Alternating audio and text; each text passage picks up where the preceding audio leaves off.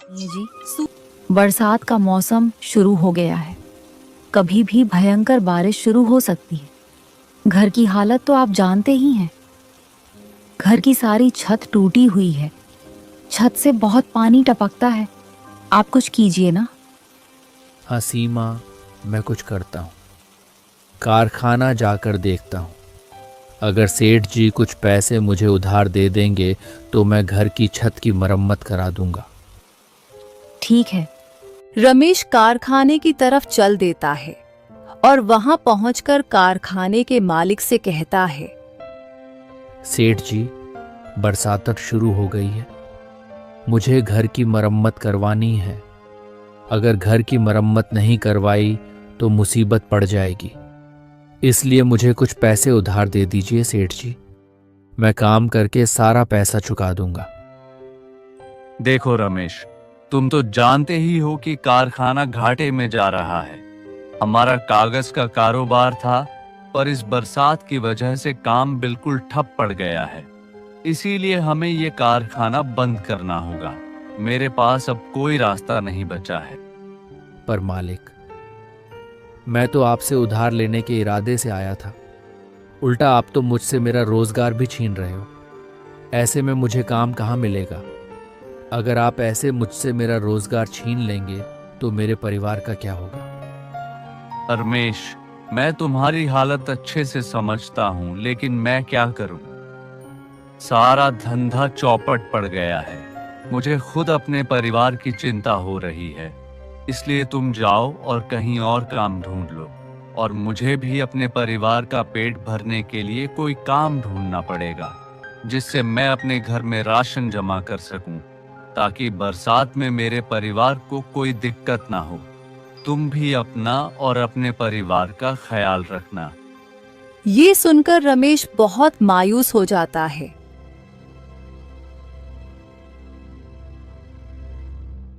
और जगह जगह काम ढूंढने लगता है। पूरा दिन भटकने के बाद भी रमेश को कहीं पर कोई काम नहीं मिलता। सुबह से रात हो गई। सीमा को बोलकर आया था कि सेठ जी से पैसे उधार लेकर छत की मरम्मत करा दूंगा, लेकिन उधार तो मिला ही नहीं। उल्टा नौकरी भी चली गई। घर ठीक होना तो छोड़ो, खाने तक का इंतजाम नहीं कर पाया। अचानक आसमान में बादल गरजने लगते हैं। हे भगवान, लगता है बारिश होने वाली है। मुझे अब तुरंत घर जाना चाहिए, वरना सीमा अकेले घर कैसे संभालेगी? रमेश घर की तरफ चलने लगता है। तभी तेज बारिश शुरू हो जाती है। हे भगवान, एकदम से इतनी तेज बारिश। अब मैं घर कैसे जाऊं? तभी रमेश की नजर एक दुकान पर पड़ती है। थोड़ी देर इस दुकान पर बैठ जाता हूं, तब तक बारिश थोड़ी कम हो जाए और घर जाने का रास्ता भी मिल जाए। रमेश दुकान में बैठकर बारिश के रुकने का इंतजार करने लगता है। भैया, बहुत भयंकर बारिश हो रही है। मुझे नहीं लगता कि ये जल्दी बंद होगी। इस बारिश को देखकर लग रहा है कि इस बार ये बहुत कुछ करने वाली है। ऐसा क्यों बोलते हो भाई? भगवान ना करे ऐसा हो। शुभ शुभ बोलो भाई। अब मेरे शुभ अशुभ कहने से क्या ही होगा। सब लोग यही बोल रहे हैं कि इस बार इतनी अधिक बारिश होगी कि सब जगह बाढ़ आ जाएगी। इसलिए गांव के सभी लोग धीरे धीरे अपना घर छोड़कर दूसरे गांव या अपने रिश्तेदारों के घर जा रहे हैं। क्या तुम सच कह रहे हो भाई? क्या सच में इस गांव में बाढ़ आ सकती है? हाँ भाई, सभी लोग ऐसा ही कह रहे हैं। कल सुबह मैं भी अपने परिवार को लेकर शहर में अपने भाई के घर जा रहा हूँ। यह सुनकर रमेश बहुत डर जाता है। हे भगवान, अब क्या होगा? अगर सच में इस गांव में बाढ़ आ गई तो मेरे परिवार का क्या होगा? बारिश रुके या ना रुके, मुझे जल्दी से अपने घर पहुंचना होगा। क्या हुआ भाई? आप क्या सोचने लगे? कुछ नहीं भाई, मैं अपने घर जा रहा हूँ। इतनी बारिश में जाना सही नहीं होगा। इतनी बारिश में जाने से तुम्हारी जान को खतरा हो सकता है। अरे भाई सुनो तो। रमेश बिना जवाब दिए तेज बारिश में घर की तरफ चलने लगता है।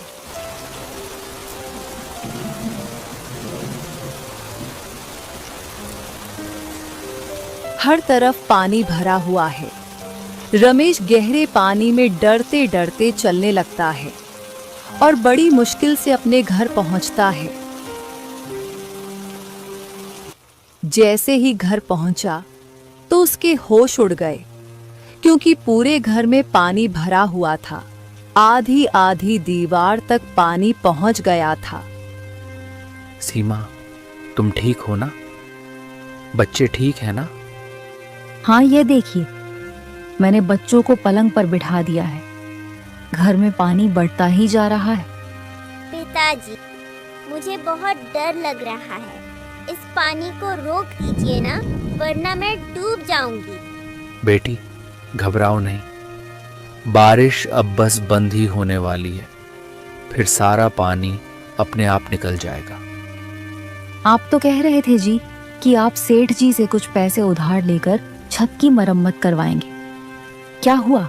कुछ हुआ इंतजाम? नहीं, उल्टा नौकरी भी चली गई। दिन भर काम ढूंढा, कुछ नहीं मिला। हमारा इस घर का तो अब बिल्कुल भी भरोसा नहीं है। बारिश बहुत तेज हो रही है। इतनी तेज बारिश में ये घर कब गिर जाए कुछ पता नहीं। ऐसे में कहाँ जाएंगे हम बच्चों को लेकर? तुम चिंता मत करो, भगवान है ना, वो जरूर कुछ ना कुछ हमारी मदद करेंगे। वो हमें ऐसे मुसीबत में नहीं छोड़ेंगे। रमेश और सीमा दोनों बच्चों को लेकर रात भर बारिश के रुकने का इंतजार करते रहे। कुछ समय बाद बारिश रुक जाती है। माँ, मुझे बहुत जोर से भूख लगी है। रात से कुछ नहीं खाया है, कुछ खाने को दो ना। हाँ माँ, मुझे भी भूख लगी है। हाँ, अभी लाती हूँ। सीमा बाहर आकर रमेश से कहती है, सुनिए जी, बारिश में खाने पीने का सारा सामान बह गया। बच्चों को भूख लगी है। कल रात से उन्होंने कुछ नहीं खाया है। अब उन्हें मैं खाने के लिए क्या दूं? अरे भगवान, ये कैसी परीक्षा ले रहे हो? तुम बच्चों का ध्यान रखो, मैं कुछ इंतजाम करने जाता हूं। रमेश फिर से काम की तलाश में निकल जाता है और थोड़ा बहुत खाने का इंतजाम करके आता है। दिन ऐसे ही बीत रहे थे। रोज रोज बरसात में रमेश और सीमा बच्चों को लेकर बारिश के रुकने का इंतजार करते रहते हैं। एक दिन वो सब घर के बाहर खड़े थे। ऐसे कब तक चलेगा जी? घर में पानी भरने से घर खोखला हो गया है। मुझे अब इस घर में बहुत डर लगता है। ये घर कभी भी गिर सकता है। अब कर भी क्या सकते हैं? कोई और रास्ता भी तो नहीं है। तभी तेज तूफान आया और बहुत तेज बारिश शुरू हो गई और रमेश का पूरा घर ढह गया।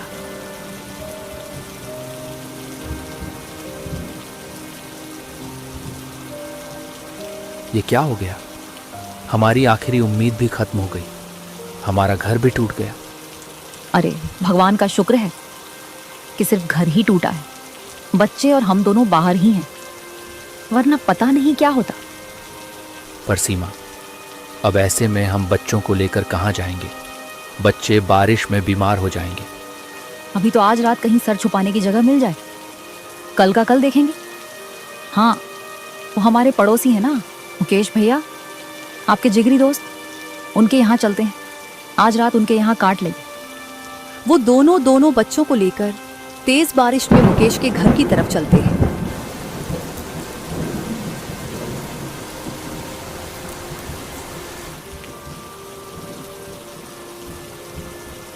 और मुकेश का दरवाजा खटखटाते हैं।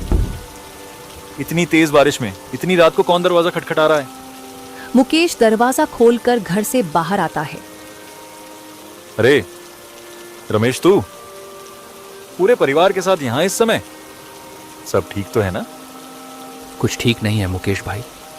तेज बारिश की वजह से हमारा घर टूट कर बह गया है।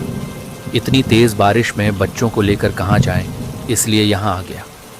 आज की रात क्या हम तेरे घर में रुक सकते हैं? देख भाई रमेश, दोस्ती यारी अपनी जगह ठीक है, मैं तुझे रख भी लेता, पर अपनी भाभी को तो तू जानता ही है, वह कभी नहीं मानेगी। उल्टा मुझे भी घर से बाहर निकाल देगी। और वैसे भी मेरे घर में इतनी जगह नहीं है कि तेरा पूरा परिवार रख सकूं। इसीलिए मुझे माफ करना भाई, मैं नहीं रख सकता। तू कैसी बात कर रहा है मुकेश? मैंने भी हमेशा तेरे अच्छे बुरे वक्त में तेरा साथ दिया है, और आज जब मुझ पर मुसीबत आई तो तू मुझे भगा रहा है। ऐसा मत कर मेरे भाई, एक ही रात की तो बात है, बच्चे बीमार हो जाएंगे। मैं सब समझता हूँ रमेश, पर मैं नहीं रख सकता।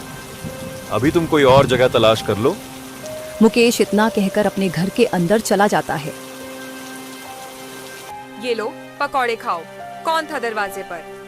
रमेश और उसका पूरा परिवार बारिश की वजह से अपना घर टूट जाने के कारण एक रात के लिए यहाँ रुकने की मदद मांग रहा था, लेकिन मैंने उसे मना कर दिया। पर रमेश तो आपका बहुत अच्छा दोस्त है, उसने मुसीबत में कई बार हमारी मदद की है, तब भी आपने उसे ऐसी मुसीबत में भगा दिया। अरे भाग्यवान, मैंने कोई धर्मशाला थोड़ी खोल रखी है जो हर किसी को ऐसे ही रख लूं। और रही बात दोस्ती की, तो मैं किसी से भी तब तक ही दोस्ती रखता हूं जब तक मुझे उससे कोई फायदा हो। अब वह खुद सड़क पर आ गया है, तो अब क्या ही मेरी मदद करेगा। अरे थोड़ा तो भगवान से डरिए, मुसीबत आते देर नहीं लगती। कहीं ऐसा न हो कि आपका यह घमंड आपको ही ले डूबे। ऐसा कभी नहीं होगा। चलो तुम पकौड़े खाओ। मुकेश बरसात के मजे ले रहा था। उधर रमेश और उसका पूरा परिवार तेज बारिश में सड़क पर भीग रहे थे। आपने हमेशा मेरा दोस्त करके मुकेश भैया की कई बार मदद की, हर परेशानी में उनके साथ दिया, और उन्होंने एक रात के लिए भी दोस्ती नहीं निभाई। सीमा, किसी ने सही कहा है, बुरे वक्त में कौन अपना है कौन पराया तभी पता चलता है। मैंने कभी नहीं सोचा था कि मुकेश मेरे साथ ऐसा धोखा कर सकता है। ये सब देखकर आज मेरा दोस्ती पर से विश्वास उठ गया। मामा, मुझे बहुत तेज ठंड लग रही है, क्या हम ऐसे ही भीगते रहेंगे? बस थोड़ा सा बर्दाश्त कर लो मेरे बच्चों, जल्दी हम कोई रहने की जगह ढूंढ लेंगे। जैसे ही सीमा ने राजू को गले से लगाया तो वो चिल्ला पड़ी। हे भगवान, राजू को तो बहुत तेज बुखार है, ये तो ठंड से कांप रहा है। अब हम क्या करेंगे? एक काम करते हैं, मुखिया जी के घर चलकर देखते हैं, अब वही है जो हमारी मदद कर सकते हैं। हाँ, जल्दी चलो।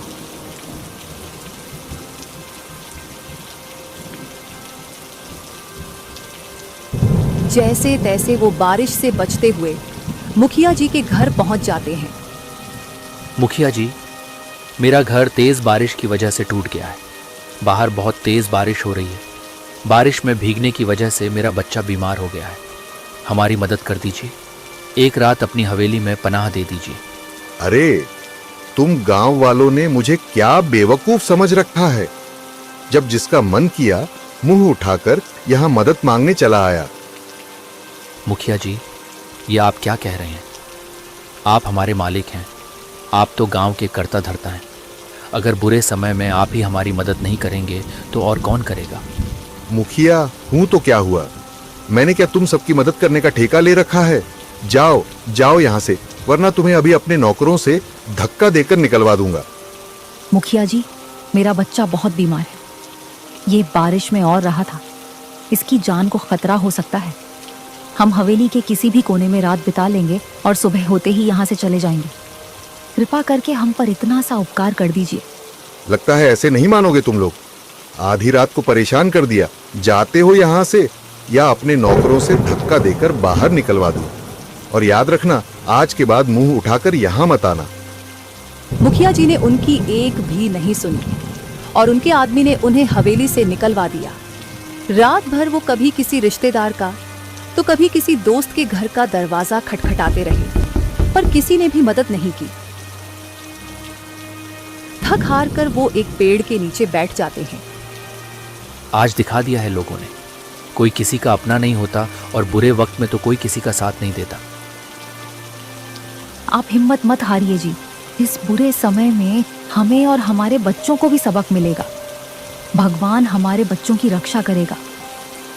कैसे रखूं हिम्मत? दिल कर रहा है कोई तो ऐसी जादू की छड़ी मिल जाए जिससे अपने बच्चों के सिर पर एक ऐसी छत बना दूं जिसे आंधी तूफान भी ना हिला पाए। आप चिंता मत कीजिए, भगवान पर भरोसा रखिए। हमारे दिन भी जरूर बदलेंगे। और जिन्होंने आज हमारी मदद नहीं की, हमारे बुरे समय में जिन्होंने हमसे मुंह फेर लिया, एक दिन भगवान उनकी आंखें जरूर झुकाएंगे। रात भर वो ऐसी ही बारिश में भीगते रहे और अपनी किस्मत को रोते रहे।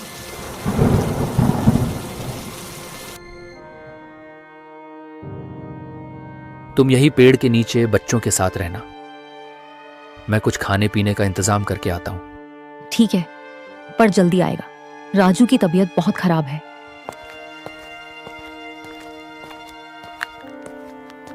रमेश खाने पीने और राजू की दवाई का इंतजाम करके आ जाता है। अब बारिश भी नहीं हो रही थी, तो वो लोग आराम से उस पेड़ के नीचे ही रहने लगे। तभी मुकेश उधर से गुजरा। अरे भाई रमेश, तेरे इतने बुरे दिन आ गए कि तुझे ऐसे पेड़ की छांव में रहना पड़ रहा है। मुझे देखकर बड़ा अफसोस हुआ। बस मुकेश, समय समय की बात है। आज तुम्हारा समय है, इसलिए आज तुम हम पर हंस लो। भगवान ने चाहा तो कल मुझे भी मौका जरूर मिलेगा। सड़क पर आ गए हो, फिर भी इतना घमंड क्यों कर रहे हो? कोई जादू मिल गया है क्या जो इतना घमंड कर रहे हो? चलो कोई बात नहीं, तुम ऐसे ही खाली पेट खुश रहो, क्योंकि तुम्हारे पास वैसे भी कुछ नहीं है। मुकेश मजाक बनाकर चला तो जाता है, लेकिन रमेश और सीमा मुकेश की बातें सुनकर मायूस हो जाते हैं। तुम दिल पर मत लेना इसकी बात को। मैं जरा कुछ काम देख कर आता हूं। ठीक है। रमेश काम की तलाश में एक जंगल से गुजर रहा था। लगता है मैं रास्ता भटक गया हूं। काम ढूंढते ढूंढते पता नहीं कहां पहुंच गया।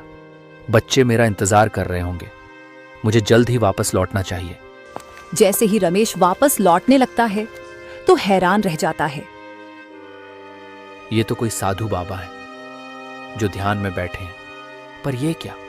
पेड़ की इतनी बड़ी टहनी इनके ऊपर गिरने वाली है। अगर मैंने उन्हें तुरंत नहीं बचाया तो उनकी जान चली जाएगी। रमेश उनकी तरफ दौड़ता है और उन्हें धक्का देकर एक तरफ कर देता है, जिससे बाबा का ध्यान टूट जाता है। कौन हो तुम, युवक? तुम्हारी वजह से हमारी तपस्या भंग हो गई। क्षमा करना बाबा, पर अगर मैं आपको धक्का नहीं देता तो ये पेड़ की टहनी आपके ऊपर गिर जाती, जिससे आपको खतरा हो सकता था। ये क्या? तुम्हारे तो हाथ पर चोट लगी है। हमें बचाने के लिए तुमने खुद चोट खाई। असंभव। आज के दौर में भी इतने अच्छे इंसान होते हैं। धन्यवाद बाबा। मैं जरा जल्दी में हूं, चलता हूं। बच्चे मेरा इंतजार कर रहे होंगे। ठहरो युवक। बाबा, आपको कोई मदद चाहिए? तुमने हमारी जान बचाकर पहले ही हमारी मदद कर दी। अब हमारी जान बचाने के बदले अपना इनाम लेकर नहीं जाओगे? इनाम? कैसा इनाम? तुमने हमें जीवन दान दिया है युवक। बदले में हम तुम्हें एक वरदान देना चाहते हैं। ये सुनकर रमेश बहुत खुश हो जाता है। हम तुम्हें वरदान देते हैं कि तुम मिट्टी को चाहो तो सोना कर दो, कागज को चाहो तो लोहा कर दो, यहां तक कि जमीन और आसमान को भी एक कर दो। परंतु क्या बाबा, बताइए ना। परंतु अगले 1 महीने तक ये वरदान काम नहीं करेगा। इसके लिए तुम्हें एक कठिन परीक्षा देनी होगी। कैसी परीक्षा बाबा? तुम्हें अगले 1 महीने तक उसी पेड़ के नीचे रहना होगा। लोगों के ताना बाने भी सहने होंगे, भूखा भी रहना होगा, पर किसी को जवाब नहीं देना, किसी से शिकायत नहीं करनी। अगर तुम ये सहन नहीं कर पाए तो वरदान टूट जाएगा और हमेशा के लिए खत्म हो जाएगा। और याद रखना, जब सब कुछ बदल जाएगा तो तुम्हें हमेशा मजबूर और जरूरतमंद लोगों की मदद करनी होगी। अगर अपने अच्छे समय में स्वार्थ किया, लालच किया, तो भी यह वरदान तुरंत नष्ट हो जाएगा। मैं सब समझ गया बाबा। मैं आपकी परीक्षा में खरा उतरूंगा। धन्यवाद बाबा। रमेश वहां से चला जाता है। अगले ही पल बाबा धुएं में कहीं गायब हो जाते हैं। दिन बीतते रहे। रमेश और उसका परिवार मुसीबतों का सामना करने लगे। एक बार रमेश अपने पुराने काम के कारखाने पहुंच जाता है। अरे रमेश, तुम यहाँ कैसे आना हुआ? देखो, मैं पहले ही बता देता हूँ, अगर तुम काम की तलाश में आए हो तो लौट जाओ। मेरे पास तुम्हारे लिए यहाँ अभी कोई काम नहीं है। अरे नहीं मालिक पो, मुझे काम नहीं चाहिए। मैं तो आपसे ये कागज लेने आया था। क्या मैं इनमें से थोड़े से कागज ले सकता हूँ? वैसे मैंने सुना है तुम्हारे बारे में। तुम और तुम्हारा सारा परिवार पेड़ के नीचे जीवन बिता रहे हो। इतनी बरसात में इन कागजों का क्या करोगे? मालिक, मुझे इन कागजों की बहुत जरूरत है। आप मेहरबानी करके इन कागजों को मुझे दे दीजिए। ठीक है, जितने चाहे ले जाओ। वैसे भी अब ये मेरे किसी काम के नहीं हैं। धन्यवाद मालिक। रमेश कारखाने से ढेर सारे कागज लेकर अपनी पत्नी सीमा के पास पहुंच जाता है। ये क्या, इतने सारे कागज? इन कागजों का क्या करना है आपको? मैं इनका घर बनाऊंगा, एक खूबसूरत सा घर। क्या बकवास बातें कर रहे हो? ऐसी बरसात में सीमेंट का घर तो रुका नहीं। कागज का घर क्या खाक रुकेगा? उसकी तुम फिक्र मत करो, मेरा दिल कहता है ये जरूर रुकेगा। अरे पर सुनो तो, तुम चलो मेरे साथ। क्या जाने क्या चल रहा है इनके दिमाग में। हम यहाँ कागज का घर बनाएंगे, एक खूबसूरत सा घर। कागज का घर बरसात में भला कैसे टिकेगा? लोग हंसेंगे जी हम पर। अगर तुम्हें मुझ पर और मेरे यकीन पर भरोसा है तो जैसा मैं कहता हूं वैसा करती जाओ। इस जगह को साफ करने में और कागज का घर बनाने में मेरी मदद करो। ठीक है, आप जैसा ठीक समझे। वो दोनों मिलकर काम करने लगते हैं और कागज का घर बनाने लगते हैं। ये देख गांव के सारे लोग, मुकेश और मुखिया जी भी वहां इकट्ठा हो जाते हैं। भाई रमेश, माना कि तेरे बुरे दिन चल रहे हैं, पर उसमें ऐसा पागलपन करने का क्या फायदा? हाँ, मुकेश बिल्कुल सही कह रहा है। अरे तेरा सीमेंट मिट्टी का घर तो टिका नहीं, ये कागज का घर क्या खाक टिकेगा? वही तो मैं भी कह रहा हूं। लगता है रमेश का दिमाग खराब हो गया है।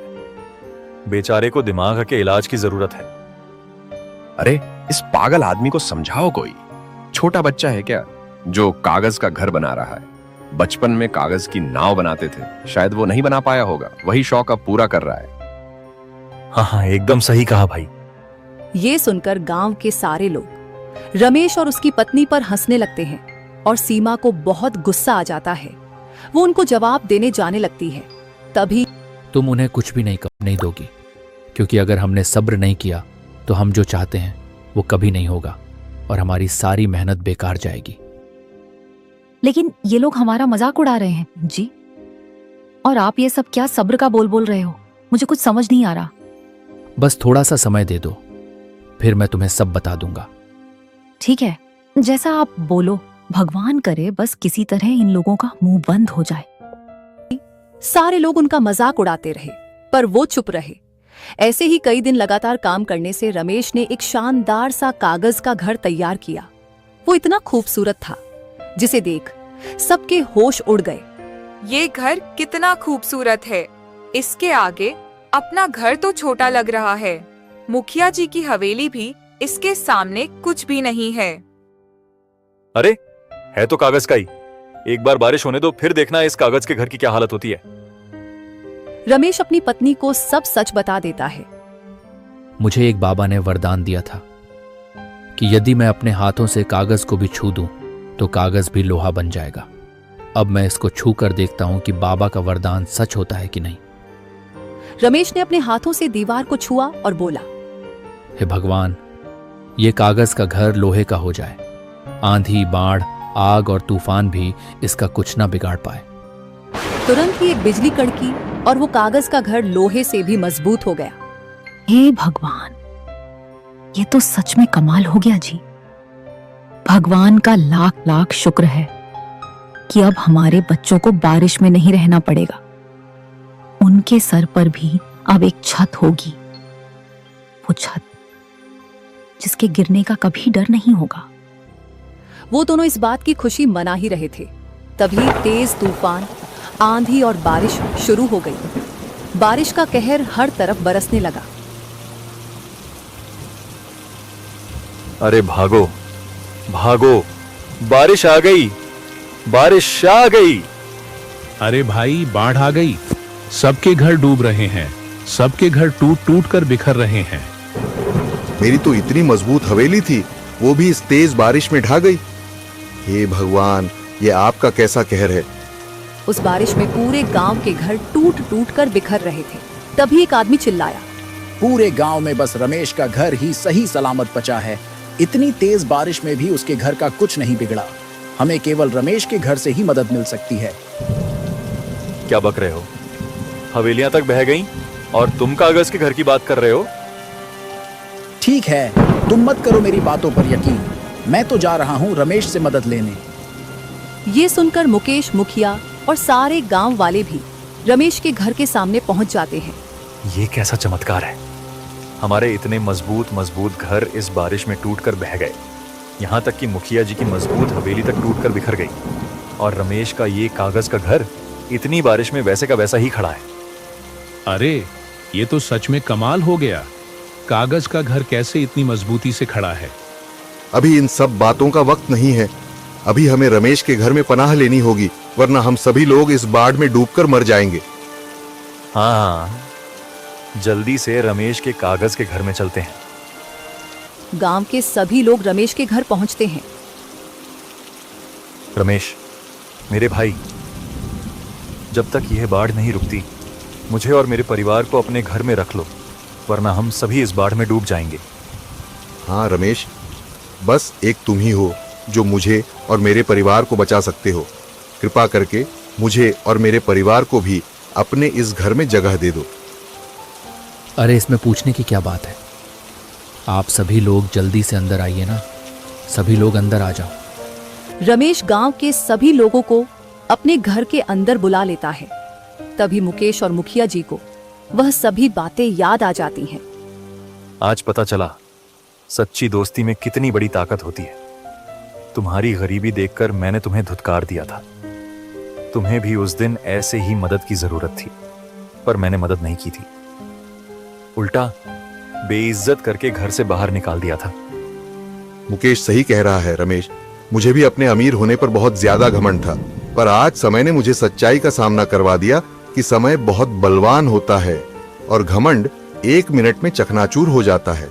ऐसे ही समय पर मैंने तुम्हें अपने घर से धक्के देकर निकलवा दिया था, लेकिन तुमने बिना कुछ सोचे समझे हमें अपने घर में पनाह दे दी। हमें माफ कर दो रमेश, आज हम तुमसे बहुत बड़ा सबक सीख चुके हैं। मैं भी तुमसे माफी मांगता हूं रमेश, मुझे भी माफ कर दो। अरे, आप सभी लोग माफी क्यों मांग रहे हैं? मैंने जो किया है वह मेरा फर्ज है, और आप लोगों को अपनी अपनी गलती का एहसास हो गया है, वही सबसे बड़ी माफी है। मैंने आप सभी को माफ किया। यह सुनकर सभी गांव वाले बहुत खुश हो जाते हैं और रमेश के घर में ठहर जाते हैं। धीरे धीरे बाढ़ भी खत्म हो जाती है और सभी लोग अपने अपने घर को बनाने में जुट जाते हैं। साथ ही मुखिया जी ने एक बहुत अच्छी नौकरी रमेश को दे दी थी, जिससे रमेश अपने परिवार के साथ खुशी खुशी रहने लगा।